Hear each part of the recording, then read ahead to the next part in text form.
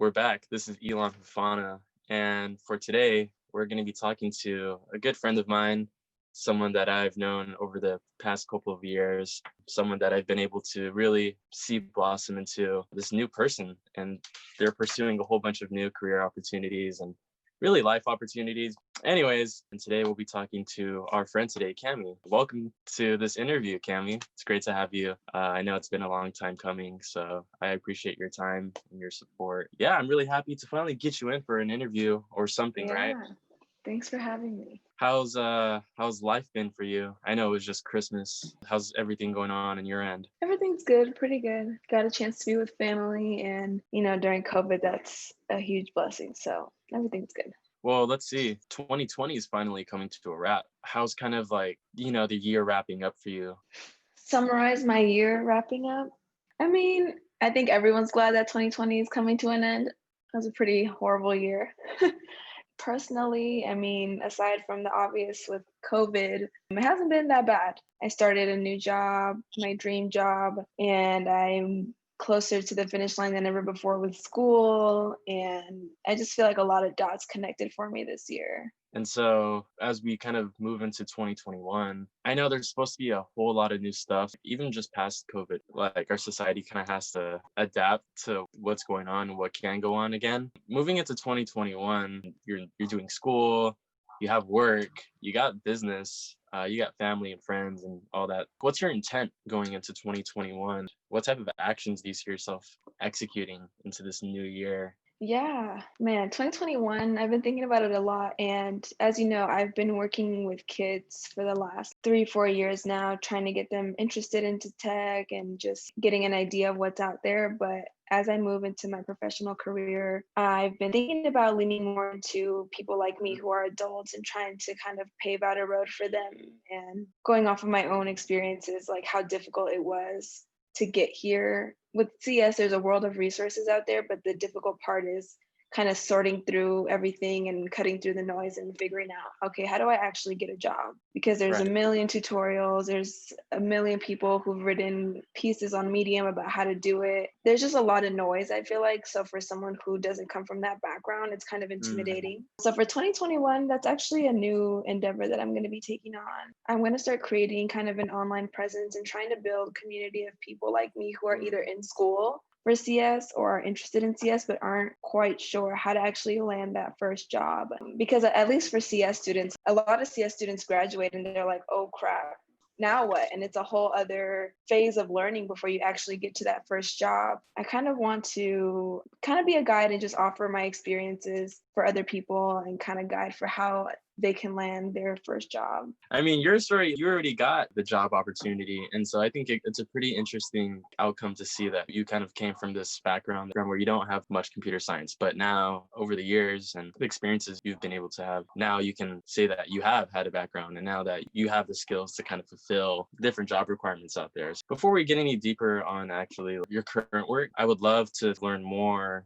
about your backstory and your upbringing, because I feel like even though you may not be in that situation or be in those environments or be that same person, a lot of those motivations and beliefs and that kind of like innate ability to do what you're doing right now is kind of your upbringing, right? Okay, so we know your name. Where are you from? Where are you from? And childhood, what was that like with you? So I'm originally from Colombia. I immigrated to the United States when I was really young. I was 2 with my mom and my dad, and we landed in Oakland, California. And I was there for a few years. And throughout my life, I've lived all over the East Bay. I've lived in Oakland, Fremont, Newark, Hayward, San Leandro. I've lived everywhere. So the question of where are you from is always difficult because it's like, well, really, I'm from Colombia. Do you mean where I was like raised, like kind of everywhere? Do you mean where I went to school? Also kind of everywhere. So I feel like being an immigrant and being an oldest child and really those two things, like they kind of made me be really independent from a young age. And I think that served me well in life. I was able to kind of just put myself out there, go after the things that I wanted.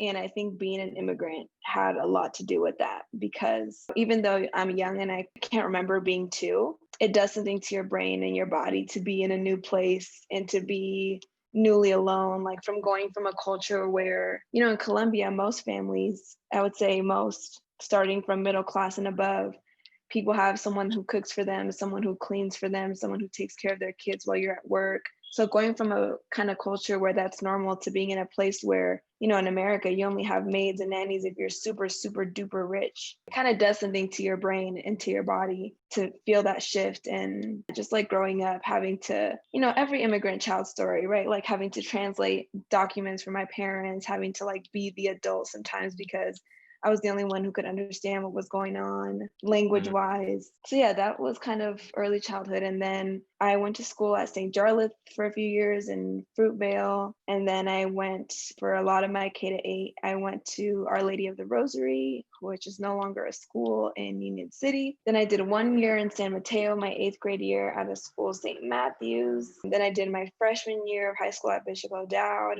And that was always my dream high school. At the time, I was a basketball player, and O'Dowd is known for their sports. So I was like, Mom, I really want to go to O'Dowd. Like I did everything to convince my parents to let me go there instead of kind of the default, which was Moreau. So that was like a huge deal for me. And then after my freshman year, I ended up leaving because I felt like it wasn't fair to my parents to put them under so much financial strain for me to go to a school. And after going to that school for a year, I realized like, okay, it's just high school. I can do this anywhere. Like I don't have to be at O'Dowd. So after my freshman year, I decided to leave, and that's when I started going to public schools. So my sophomore year, I actually went to a charter school in Alameda. And then my junior and senior year where we met at San Leandro High School. So I went to 3 different high schools, a bunch of schools and like before that. So yeah, all that is just like the story of getting here. Damn, I didn't even know you went to so many schools, to be honest with you. You're Mrs. Worldwide, it sounds like. Yeah. How was that transition? I haven't moved a lot, but I have moved schools just in the Bay Area. And so that alone, it's kind of uncomfy because when you don't know anyone, you kind of need to like stand on your feet strong by yourself and like do what you got to do, network, whatever, meet people. You left Columbia with your family, and now you come out here in Oakland, and like over the years you bounced from kind of like different schools. Has that experience like reinforced any values or skills or abilities that you kind of do nowadays? Yeah, definitely. I feel like I am like a gecko or something. Like I can adapt to any place I am like super easily, and I always was able to do that. That's definitely something that as an adult, I remember thinking back and being like, yeah, this is a skill I have. Like I never had to worry about fitting in or making friends or anything because I was so used to always being new. And like I was at that point, I was good at adapting and working it out. That it's definitely one of my biggest skills, I think. That's great. And so being such a little kid, you just want to support your family by being like the best child you can, right? And so it sounds like that there already were some like external barriers or friction. I know like language sounds like it was one of them where you had to like be like almost like the middle person to kind of like help with communications. But internally, did you ever feel like any pressure, frustrations, or stresses that even fears that you kind of had to like grow a callus over or grow like muscles over to kind of give you support during that Yeah, time? I think the biggest one was always like seeing my mom work super hard and knowing we were never like poor, like poor, but we were definitely like a family living paycheck to paycheck where my mom could never be sick, like she could never take time off. So something that I was always like mentally preparing for was college, and I always knew that I would have to figure that out by myself, whether that meant like going into debt on my own or paying for it out of pocket or like whatever it is. So I've had a job since I was like 14, like a real job. My first job was working at my mom's dentist office as like the sterilization person. So I would help sterilize the tools, and I got paid like $12 an hour or something crazy. And I worked there all summer and like during breaks. And I was always just kind of aware of like the fact that I needed to pay for college, and I was working from a younger age to save for that. And I don't think it was a bad thing. I think it made me really like smart and like really stealth when it came to money, because I knew that the opportunity existed to get scholarships and things like that, but it just drove me to make better decisions when it comes to money, especially in terms of college. So I chose to go to a community college instead of a 4 year straight out of high school for that reason, because I knew I would be paying for it, and I knew that it would be a way better choice to go to community college. And kind of it paid off because after like all those years after I transferred, I ended up getting a full ride to the rest of my education, and I got scholarships at Chabot. So I guess you could say I got a full ride all 4 years. like combining different scholarships and just like hustling to work it out. And it worked out really well because all the money I had saved for college now I got to keep. Some juicy stuff right here. You kind of just mentioned a few things. Like you mentioned the value of your work, being with your family. It sounds like you had this sense where you knew you had to be responsible when you went to college. When you were younger, besides helping your family, which is I feel like a very like natural kind of thing that you want to do as like a being really young.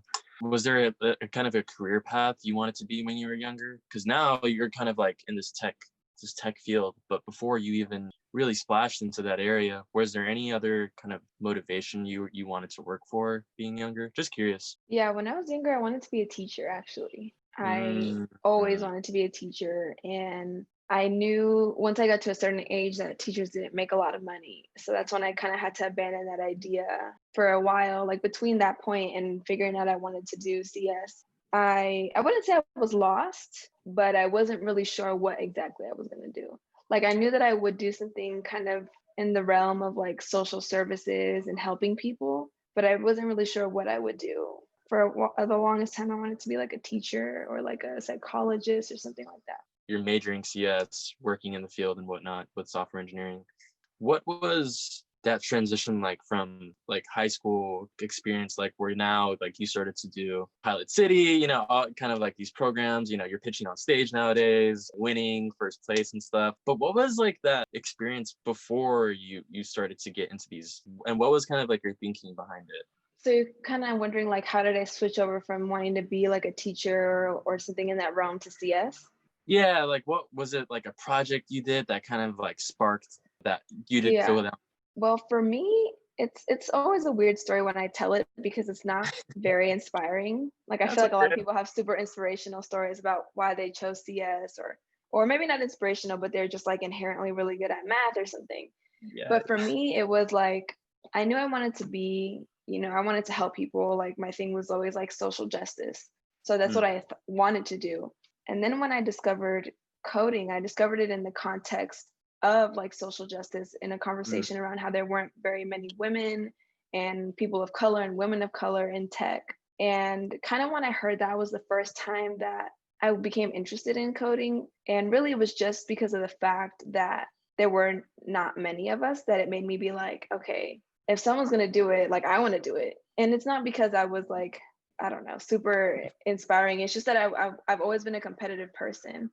So I've always taken challenges like that and been like, well, if there's no Latinas, I'm going to be one of the first ones then. So that's really how I got into coding. And then for a while, like I remember being so like at a crossroads because I was like, how am I abandoning kind of like everything I want to do? Like I'm going from being a teacher, a psychologist, like these super warm professions where you help people to something like as cold as tech where, people are just like trying to make a bunch of money. So for a while I was really, having some like internal struggle there, but then, I realized that being a woman and being an immigrant and being a woman of color and all of these things, being in tech, that itself is an act of social justice. And mm. me, making representation that I didn't have exist for the next generation is social justice. And that's kind of when I saw the two things overlap and where I was like, I really felt like, okay, this is my thing. I found what I want to do. Wow. Okay. Yeah. One thing you said was kind of seeing tech as an act of social justice. I think that's a very powerful statement. And kind of like through the lens that you like seen that you've been running with it since. And so, since that conversation, of hearing about coding and the lack of women that are in the field of tech, I think just in general too. Uh, What was kind of like your first, hands-on experience with coding? Can you recall that first trial? My first time actually coding, I'm pretty sure the first time I ever participated in some sort of formal learning. And I don't even remember if I even self studied before this. Like, I don't remember if Code Academy and all these things came before this or after this. But I feel like my earliest memory was in like 2015, like the Mm, year before we graduated high school, where I was telling my mom that I wanted to do coding. And for a spring break, she signed me up for this camp at Berkeley for my age group. And it was put on by some, third party. It was just on Berkeley's campus, I remember. And that was like my first time doing some sort of class. And it was actually super traumatic for me. Like I wrote about it in a blog post I did later on, but it was super traumatic because it was my first time doing it. I was really excited. At this point, I was aware of like the disparities in tech. Mm. So, I'm like 16. I'm like one of the oldest kids there, I think. And I'm there with a bunch of kids and they're all like super coders, like all super like they already know what to do. And I'm going into this camp thinking, it's for learning. And like I'd say more than half of the kids were already off doing their thing because the goal of the camp was by the last day to create your own project. And some kids by the first day, they already started working on it. So I remember super specifically remember texting my mom and being like, Mom, like, I don't think I can do this. Like, everyone here already knows what they're doing. Like, I'm the only Latina here. There's no one else here that looks like me. And I Mm. cried. I remember like crying in the bathroom or something while I was texting my mom. Mm. And that was kind of like my first real world experience with what the things that I had heard about. I was like, oh, it's really just me here. Like, there's no one that even remotely looks like me. Yeah, it was a lot. But and then after that, I started self-learning. I never took CS in high school, and that's actually another super traumatic story I have about CS. So at San Leandro High School, I remember our senior year for AP Computer Science, there was only 2 sections of the class. So that means there's only 30 seats each section. So there's only 60 seats for the whole year. And remember, in high school, you take a class for the whole year. Mm. And no, this is our junior year. Our junior year. Right. No, was it our senior year? I don't remember what year it was. No, it had to have been our senior year because a junior year I was new, so I didn't even think about this. And when I went to go figure out about how to sign up for APCS, I remember someone, either the teacher or the secretary, somebody told me that if there's more students interested than there are seats, then it has to be a random drawing for who gets those spots. Oh. And I remember entering the drawing that year and not getting a C. And I was trying to explain to the person, I was like, I'm applying to college as a CS major. Like, I really need this class, or else on my application, they're going to be like, what have you done CS related? And I'm going to be like, nothing really, because I didn't take CS in high school. And that was like another example of, at this point, I was already super aware, like, this was my thing. And it was just another example of like how students of color and like poorer students and underrepresented students don't get the same access. So in a school of like 3,000 people, the fact that there's only 60 AP CS seats is wild, compared to schools across the Bay or even, Yeah. 10, 20 minutes away from us. They have computer science departments and computer science buildings where you can go take any class you want and be super competitive. And that's kind of when my first fear started of like, am I going to get into college? How am I going to be a CS major and compete against all these kids who do CS? And I've never even taken one single CS class. How am I even going to be competitive? All that was super traumatic, all of it. So much so that after high school, I ended up taking a gap year because I was worried about going to college as a CS major and never having done CS. So Mm. I took a gap year, and the goal of that gap year was just to learn how to code and like code proficiently enough to be in a college course and not pass. Because even since back then, I've been into education. Like before I started my company, I worked with kids privately. So I've always had a lot of education around educating kids. And I remember reading something in a book called Whistling Vivaldi. What is it, Whistling Vivaldi? I think it was about how students of color, when they experience their first failure, usually Mm. quit compared to their white counterparts who see the failure as just a part of the process and get up and try again. And I remember being so afraid of failing in college that I would switch my major. So I kind of wanted to prepare for that by being like, okay, I'm going to take a year off and I'm going to learn how to code because I don't want to go through that experience of feeling like a failure. Mm. Even though at that point I knew, that a lot of people fail classes in college, but I was just so scared because I'd never done CS that I would feel like if I failed, it would be, Mm. for a reason because I didn't know what I was doing and that this was the wrong major for me.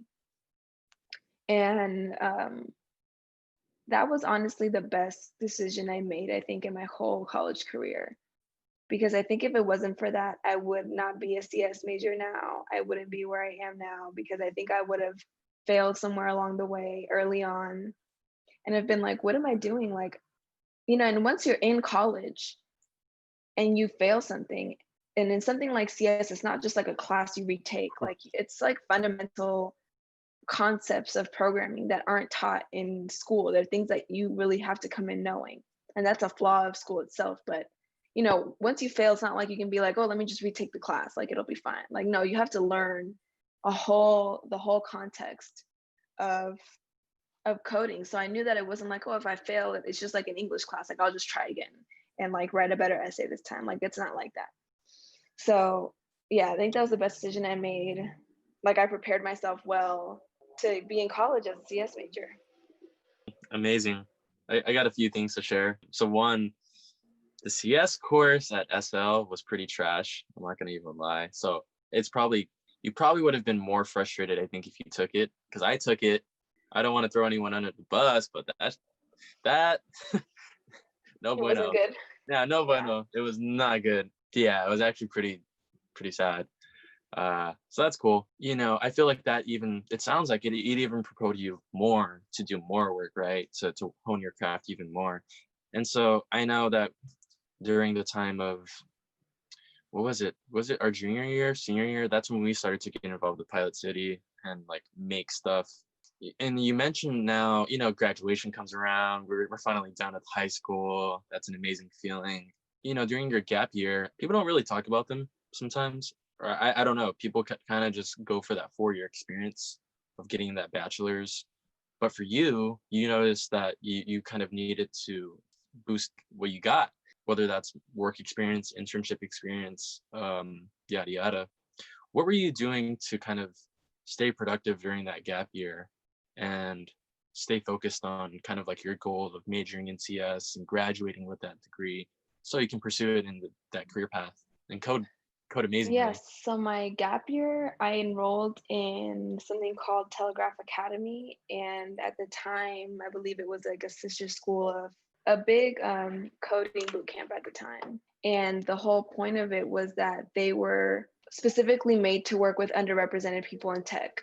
So it was specifically for, people who didn't have experience, but mostly like kind of the gist of who was going for Telegraph Academy versus the bigger sister school was that we were brown people, we were Black people, we were like immigrants, we were women.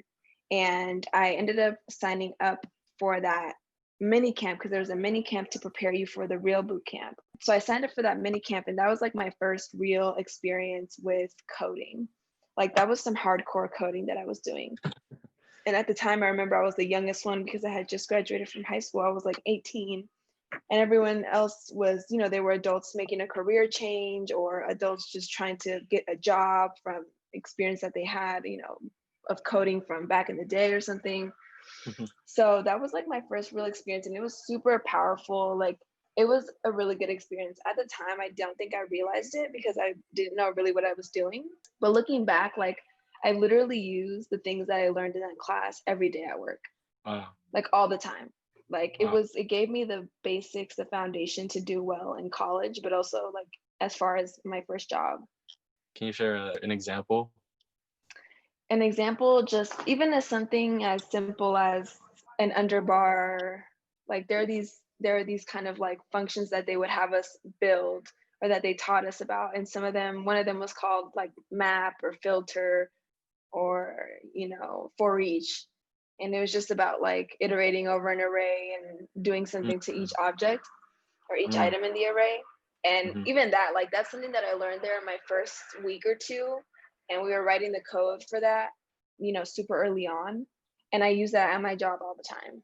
And it's something that's like just so fundamental to, I think, coding in general, but that was specific to JavaScript. But I remember it like feeling so confused and so lost. The first day of class, I remember the first instructor opened up with something about everything is either truthy or falsy. And I was like, what the fuck? Is this some philosophical shit? Like, what do you mean everything is either truthy or falsy? Is everything a truth or a false?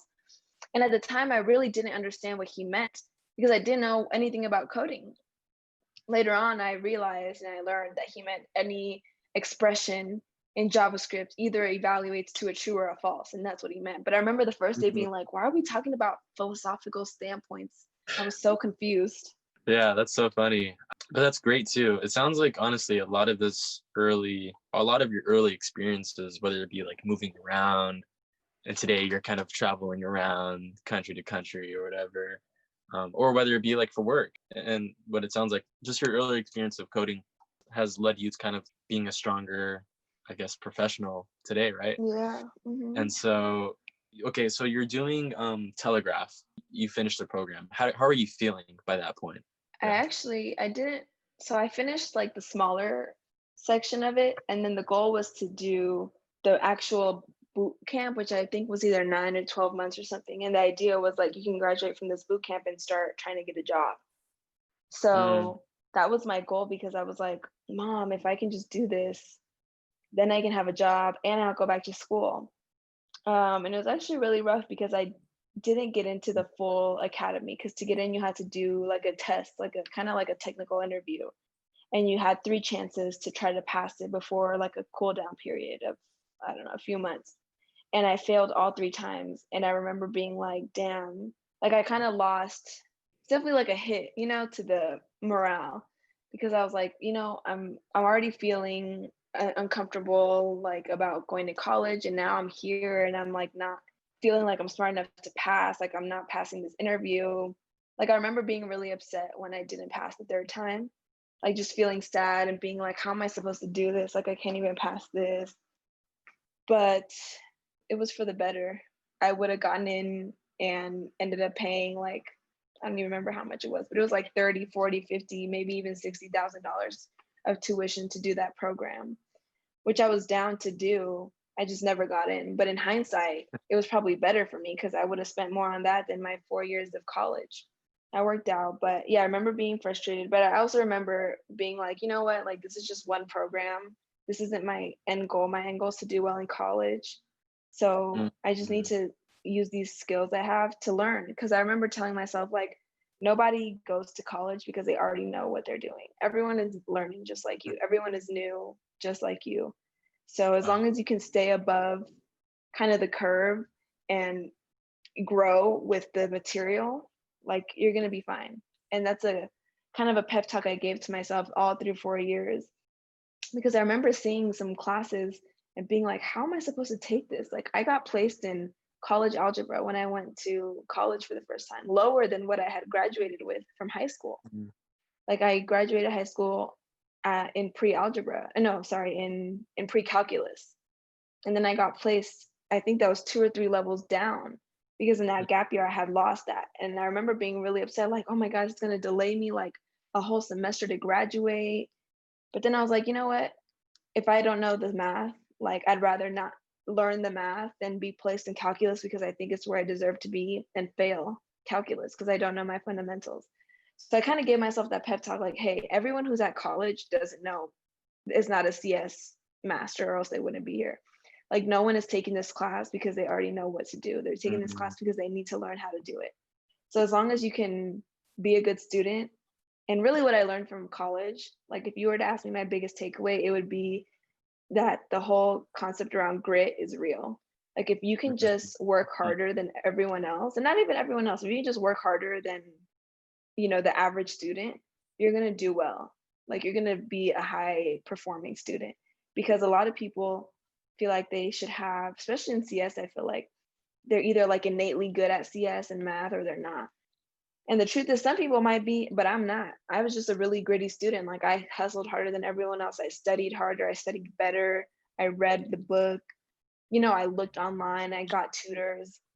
Like I just did the work to be good. I wasn't innately good at it. Like I was placed in college algebra. Like I had to right. work my way all the way up to trig, calculus, calculus 2, calculus 3, linear algebra. Like I worked all through the maths by myself. That's such I think, an important thing for people too. I feel like sometimes it's so easy to kind of throw in the towel when like it gets a little tough or it doesn't really go your way. And even though you had some like CS experience in your gap year, you kind of get this humility when you try to take some college courses. And so you've completed some courses now, you're getting ready for university. How was that application process like for you? And if you can kind of bring us up to speed with where you're up to today with school specifically. The application process, honestly, I don't remember stressing too much about it. I didn't really have like the dream of going to like a really big school or like a really, yeah, I just really didn't have that. Like I knew I wanted to go to school locally because I wanted to take the cheapest route possible. So I don't remember really stressing about it. I knew I could get into state schools. Mm. I applied to some, I don't even remember. Yeah, no, I applied to some UCs, I think, but it wasn't a big deal. Like I can't even remember who rejected me and who accepted me. Like it wasn't, you see people and they like are, some people are like, oh, my parents went to this school. Like I really want to go there. Like I didn't have any attachment to any school at all. All right. So college apps weren't really stressful for me. So then I went to Chabot after my gap year. I went there for 2 years and then I transferred to Cal State East Bay, and that's where I am now. And my total, I've been in college since the fall of 2017, and we're about to go into spring of 2021. So I will have done a total of almost 5 years of school, which is a super long time, but I am ready to be done. But yeah, Cal State East Bay. Unfortunately, I was only physically on campus for one semester before COVID. Like I guess Right. 1.5 semesters because COVID happened in March. But I mean, I like it. COVID, one way or the other, it worked out for me because it gave me the ability to work and go to school. Whereas I Mm, wouldn't have had that opportunity if everything, COVID didn't happen and no one was working remote. So that's one of the things that worked out for me in terms of COVID. I think one thing that we can kind of touch about now is your entrepreneurial experiences. And I know that started for you years ago. I would say years ago. It's Kickstart CS, right? Kickstart CS. Okay, amazing. Because I know there's been a lot of pivoting with you, but also with a lot of different businesses and companies. And I feel like just everyone in general has to kind of pivot. And so what insights do you have on pivoting with business and your work and I guess even school too in a way? But yeah, what insights could you share regarding your work with Kickstart CS, kind of where you're taking things now? I think in general, some insights that I could provide is to really narrow your scope of what you want to do and do that one thing really, really well. Because for a while, I was figuring out what I wanted to do exactly with my company, content wise, like what exactly did I want to teach?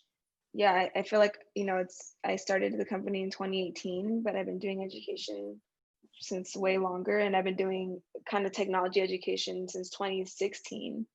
What I would say, yeah, it's just like it took me a while to find my niche and like what exactly I wanted to do. But once you figure it out, you can just kill it and like really reach your goals. But I think that time is important to figure out what you want to do because no one just comes into the game knowing exactly how to do it. But just don't be afraid to edit and don't be afraid to pivot and don't be afraid to stray away from your original idea if it's getting you closer to your goal. Now, you going viral on LinkedIn, that was pretty cool to see. But the purpose behind that was actually because of your work, right? It was because of all the hours you've put in with studying, college to coding to hustling with Kickstart and all your other ventures. So how has it been now working with PayPal? It's been super fun. It's been a lot of learning. It's been like the most like growth filled 3 to 6 months I've had in probably my whole life. Wow. Like I've learned more in the 6 months that I've been there than probably like my whole college career. Like computer science wise, or maybe not computer science wise, but just like practical abilities wise. I am learning a lot. Like I'm in a place where, they always say like you want to be in a room with people full of smarter than you, and I'm definitely in that Mm. room. Like everyone in the room is smarter than me. Everyone in the room has more experience than me, and I'm just, having patience. Everyone tells me like this is normal, it's part of the process. Like it's okay to not be the star or to not know what, exactly what you're doing or what to do when you're starting, pretty much your first take on a technical career. So I'm just, working at it, being patient and knowing that it's all part of the process. But it's great. I love PayPal. The company culture is really good. I feel really supported. And I think most people, if not everyone, feels the same way. Kind of my personal goal now is like to refer as many people as I can into the company, especially technical people like my classmates and just people that I know that are in similar positions as me, and to get them like internship positions or full-time positions, kind of take advantage of like the privilege that I have to be, working at like PayPal and try to get in as many people as I can. How long do you have left or expected with school?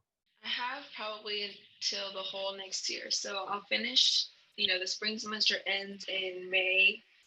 And then when that semester finishes, I'll have 3 to 4 classes left. And they don't usually offer all those CS classes in the summer. So I'll probably take like 1 or 2 classes in the summer and then take the 2 to 3 outstanding classes in the fall and be done in December. Oh, lit. All right. Dang. And so I know you kind of mentioned like a little bit of your inspiration for the upcoming year 2021, connecting with more people. And you kind of mentioned PayPal, being able to refer people into the company, provide opportunity.